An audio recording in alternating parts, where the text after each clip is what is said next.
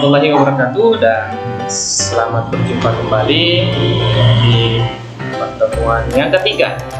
Hari ini kita akan bahas mengenai bentuk-bentuk fungsi ya. Karena bentuk fungsi akan cukup banyak pembahasannya, maka kita akan bagi dalam beberapa bagian. Untuk bagian yang pertama, kita akan bahas tentang fungsi linear. Apa itu fungsi linear? Mari kita saksikan bersama. Bagian pertama adalah bentuk-bentuk fungsi. Sebelum kita membahas tentang bentuk-bentuk fungsi secara spesifik, maka kita perlu mengenal dulu bentuk pemetaannya ya. Jika F memetakan setiap fungsi X ke Y, maka X itu disebut dengan daerah asal atau domain, dan Y adalah daerah hasil atau range. Maka formulasinya kita bisa tulis seperti ini ya. F memetakan X ke Y. Nah, dalam hal ini Y sama dengan Fx ya. Fungsi itu memiliki banyak bentuk, tergantung dari formulasi F yang bekerja atau yang memetakan X ke Y ya. Itu ada banyak macam bentuk dan bentuknya.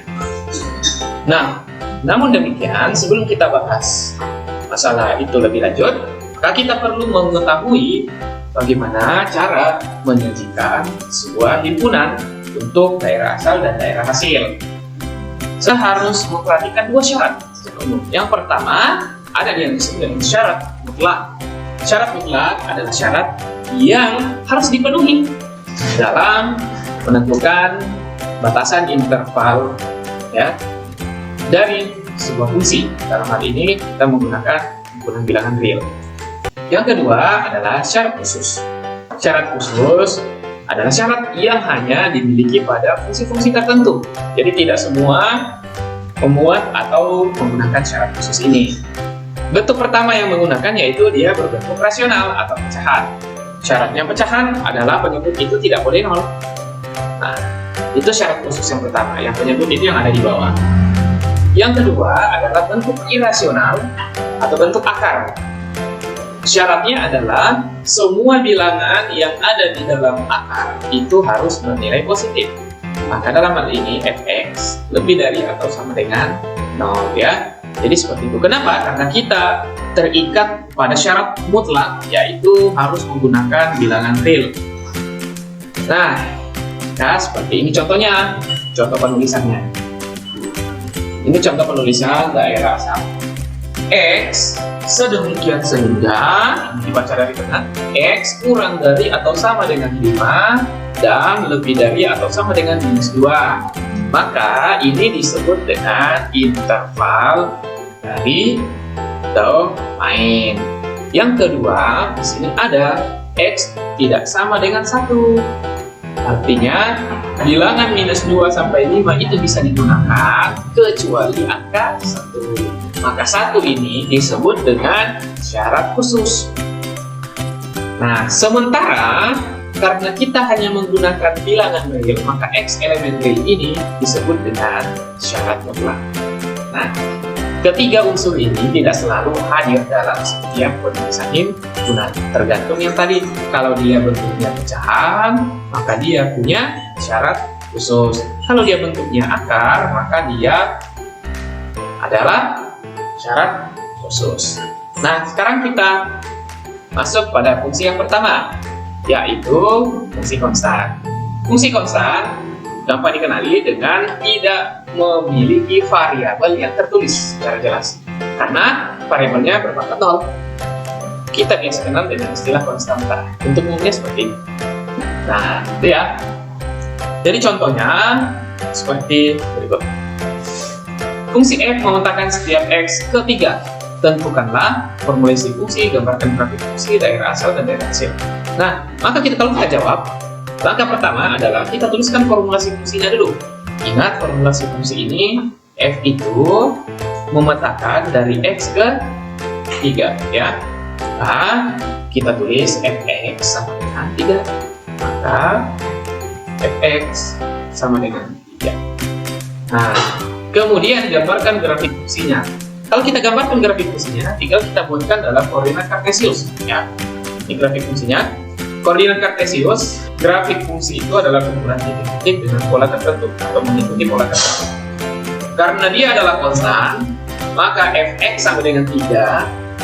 Fx sama dengan 3. Ingat, fx sama dengan y sama dengan 3. Maka tinggal kita garis pada y sama dengan 3 saja. Nah, di semester 1 kita sudah bahas ya. Nah, inilah dia grafik fx sama dengan 3. Oke, sekarang kita lanjutkan. Nah, bagaimana menentukan daerah asal dan daerah hasil? Yang kita perlu ingat bahwa daerah asal selalu berkaitan atau terdefinisi pada suku X. Sementara daerah hasil terdefinisi pada suku Y. Maka kalau gitu kita tinggal lihat grafik itu pada suku X itu dari mana sampai mana, kalau suku Y itu dari mana sampai mana. Sekarang kita lihat daerah asalnya dulu. Daerah asal grafik ini tidak ada batasnya ya, dari paling kiri sampai paling kanan. Maka kalau grafik itu tidak dibatasi seperti ini, maka X-nya itu dari negatif tak hingga sampai positif tak hingga. Dengan kata lain, semua bilangan yang ada di sumbu X itu masuk sebagai daerah asal. Maka kalau kita tulis, cukup kita tulis seperti ini. X, sedemikian sehingga X itu adalah anggota elemen real atau semua anggota elemen real ya, seperti itu. Kalau dia tidak dibatasi. Sementara untuk daerah hasil, kita cukup perhatikan Y-nya, grafiknya itu dari Y angka berapa sampai berapa. Nah, ternyata dalam grafik ini, Y-nya itu hanya ada di 3. Maka dengan kata lain, atau dengan demikian, daerah hasilnya adalah Y sama dengan 3. Ya, seperti itu saja. Sekarang kita lanjutkan. Fungsi kedua adalah fungsi linear. Fungsi linear seperti yang kita sudah bahas bersama bahwa dia adalah fungsi yang berpangkat 1. Kalau digambar dia berbentuk garis lurus.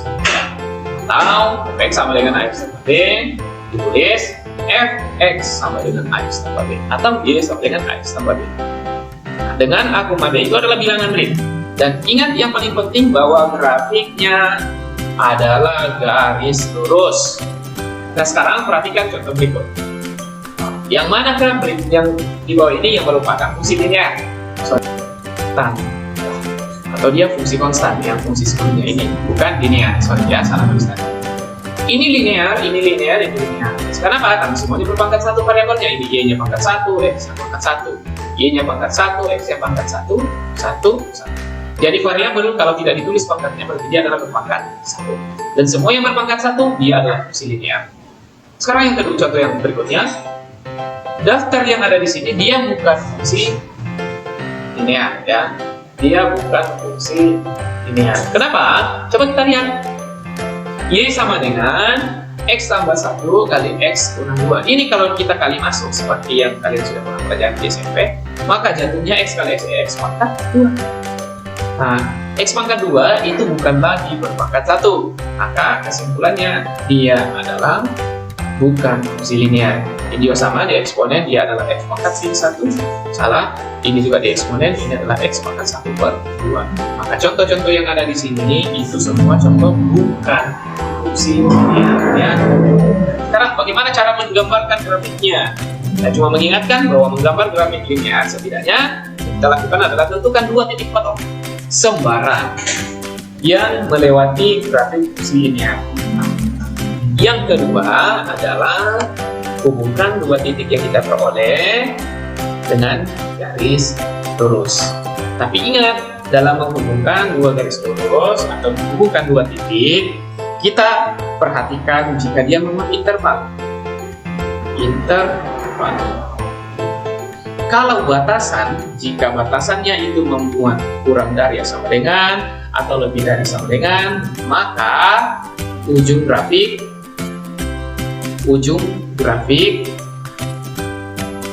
ditandai dengan titik penuh. Sementara kalau dia tidak menggunakan sama dengan batasannya, maka ujung grafik ditandai dengan lingkaran atau titik kosong.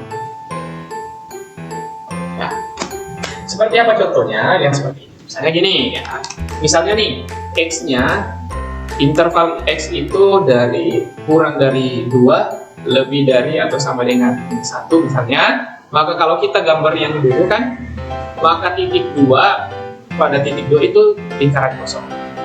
Lingkaran kosong, sementara min 1 itu di titik penuh. Jadi kalau kita gambar seperti ini ya. Ujungnya ya, ini ujungnya 2 itu lingkaran kosong dan ujung 1 itu lingkaran penuh sesuai dengan tanda yang dibentuk ya. Seperti itu. Sekarang kita lanjutkan. Contohnya, nah, kita jawab. Kalau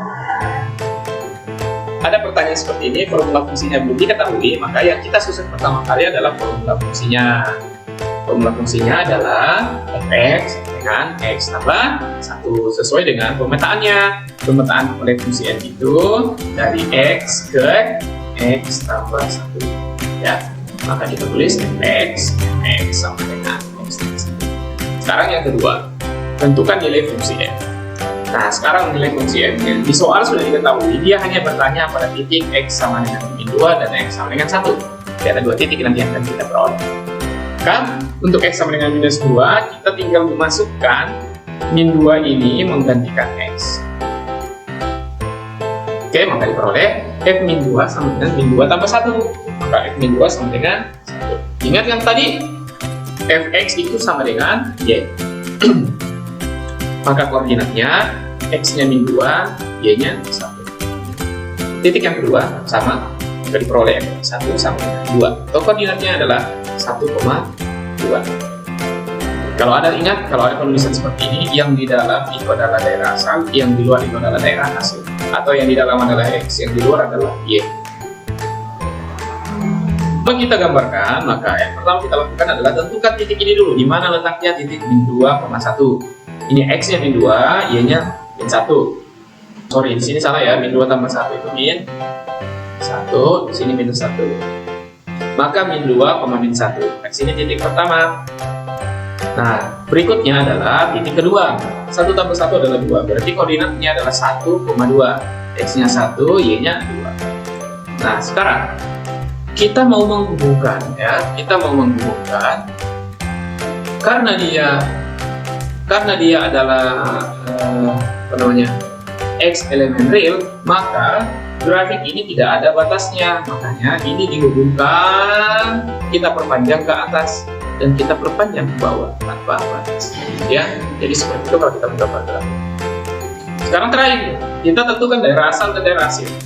Seperti pembahasan yang kita tadi, bahwa daerah asal itu diidentifikasi atau dikenali dari sumbu X, sementara daerah hasil pada sumbu Y. Ya, ini adalah daerah hasil, daerah F. Ini adalah daerah asal atau domain. Sekarang kita lihat untuk daerah asalnya dulu. Daerah asal, ingat kita hanya memperhatikan sumbu X, maka yang naik dan ke bawah itu tidak perlu kita lihat. Kita coba lihat paling kiri itu tidak ada ujungnya, maka berarti dia dari negatif tak hingga. Paling kanan juga semua, ini kan masih bisa naik ke atas. Ini masih bisa naik ke atas. Semakin ke kanan, semakin ke atas, maka dia juga tidak ada batasnya. Berarti dia sampai ke positif tak hingga. Dengan kata lain, ke kiri tanpa batas, ke kanan tanpa batas, maka domainnya itu adalah semua bilangan X. Semua bilangan X. Semua bilangan X. Atau kita tulis seperti ini, X elemen real. Jadi X elemen real itu adalah X, semua angka X yang termasuk dalam bilangan real itu adalah domain. Sementara untuk daerah hasil, kita perhatikan sumbu Y. Berarti yang kita lihat cukup sumbu yang ke atas dan ke bawah. Lihat grafiknya, cocokkan dengan grafiknya. Y ini, kalau grafik ini tadi diperpanjang, tentu Y-nya juga semakin naik. Sampai di mana? Tidak ada batasnya. Jadi dia semakin ke atas, semakin positif kan? Dia adalah positif kan? Sama juga ke bawah. Ini kalau diperpanjang ke bawah, maka ini juga tentu sampai ke bawah juga. Sampai di mana? Tidak ada batasnya. Maka semakin negatif. Dia adalah negatif kan? Dengan kata lain, daerah hasilnya juga semuanya Y. Semuanya Y. Atau kita tulis Y elemen real ya. Seperti itu cara menentukan daerah asal dan daerah hasil dari fungsi linear. Oke, kita lanjutkan contoh berikut lebih memahamkan kalian. Nah, perhatikan gambar di bawah. Tentukan daerah asal dan daerah hasilnya. Nah, sekarang kita jawab.